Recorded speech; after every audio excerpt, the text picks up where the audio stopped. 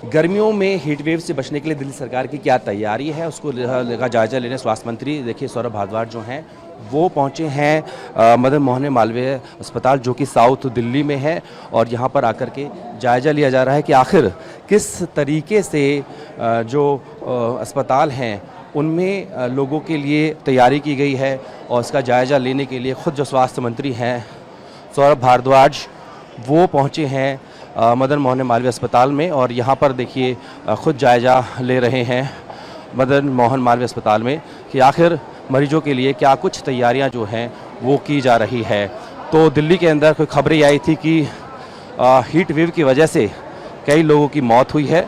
तो ऐसे में स्वास्थ्य मंत्री खुद पहुँचे हैं यहाँ मदन मोहन मालवीय अस्पताल और यहाँ पर आकर के वो चेक कर रहे हैं कि किस तरीके से जो इंतजाम हैं वो किए गए हैं या फिर नहीं। खुद जो है मरीजों से मिल रहे हैं, उनसे बातचीत कर रहे हैं।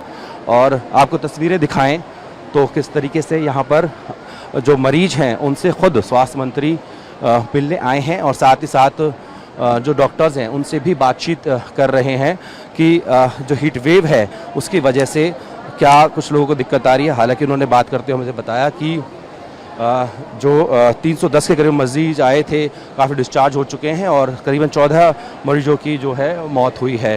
तो इस तरह के जो अस्पतालों में के अंदर आप देख सकते हैं कि लोगों की भीड़ है। और हीट वेव पूरे उत्तर भारत में जिस तरीके से प्रकोप है उससे निजात पाने के लिए जो इंतज़ाम है वो क्या करे जाएँ, क्योंकि खबरें ये आ रही थी कि काफ़ी लोगों की हीट वेव के चलते मौत भी हुई है। तो इसी का जायज़ा लेने स्वास्थ्य मंत्री सौरभ भारद्वाज जो कि दिल्ली के स्वास्थ्य मंत्री हैं वो पहुंचे हैं।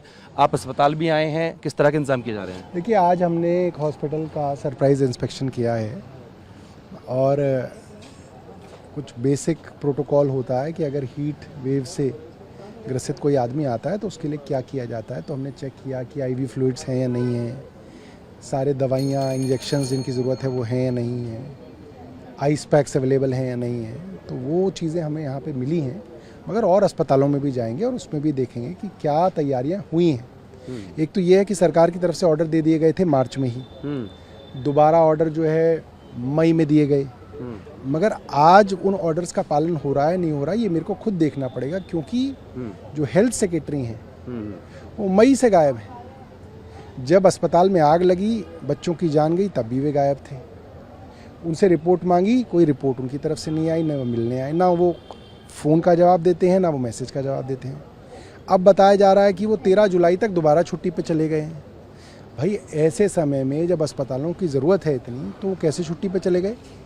किसने उनको छुट्टी जो है इजाज़त दे दी? मेरे से तो उन्होंने पूछा भी नहीं, मेरे से तो कोई परमिशन नहीं ली गई, इसलिए मेरे को खुद जो है आना पड़ा है। सर, ये जो मौत का आंकड़ा चल रहा है इसको लेकर दिल्ली सरकार का क्या स्टैंड है? हीट वेव से एक्चुअल में कितनी मौतें हुई हैं जिनके कारण हीट वेव बनी है? देखिए, करीब 310 मरीज़ एडमिट हुए और इसके अंदर से करीब 112 डिस्चार्ज हो गए हैं, 118 अभी भी अस्पताल में हैं और करीब 14 लोगों की जान जो है इसमें गई है। किस टाइम पीरियड में सर? ये जून 14 अभी का जो आया ना वो 14। अच्छा, सर, आपने रेन बसेरे के लिए भी लेटर लिखा है, कुछ अधिकारियों पे कार्रवाई की बात भी की है? हमने बोला है कि जिन अधिकारियों को सरप्राइज इंस्पेक्शन करने के लिए कहा था उन अधिकारियों ने सरप्राइज इंस्पेक्शन नहीं किया है, रिपोर्ट नहीं भेजी है, लिहाजा उन पर कार्रवाई की जाए रैन बसेरों के विषय में। आपकी तरफ से तैयारी पूरी है सर? जी, बात में शुक्रिया। तो दिल्ली के स्वास्थ्य मंत्री जो हैं पहुंचे हैं यहाँ पर, आपको बता मदन मोहन मालवीय हॉस्पिटल, और यहाँ पर आकर निरीक्षण किया, क्योंकि दिल्ली सरकार कहना है कि हीट वेव के लिए हालांकि पहले ही मार्च के महीने में ही निर्देश दे दिए गए थे, लेकिन क्या ज़मीनी स्तर पर उन पर कार्रवाई हो रही है, एक्शन लिया जा रहा है, इसको लेकर के स्वास्थ्य मंत्री जो हैं वो अलग अलग अस्पताल में जा रहे हैं। शुरुआत इसके अस्पताल से हुई और जाकर ग्राउंड पर ही चेक करेंगे क्या हकीकत में जो निर्देश दिए गए थे उनका पालन हो रहा है या फिर नहीं। राजेश के साथ जितेंद्र भाटी, भारतवर्ष, दिल्ली।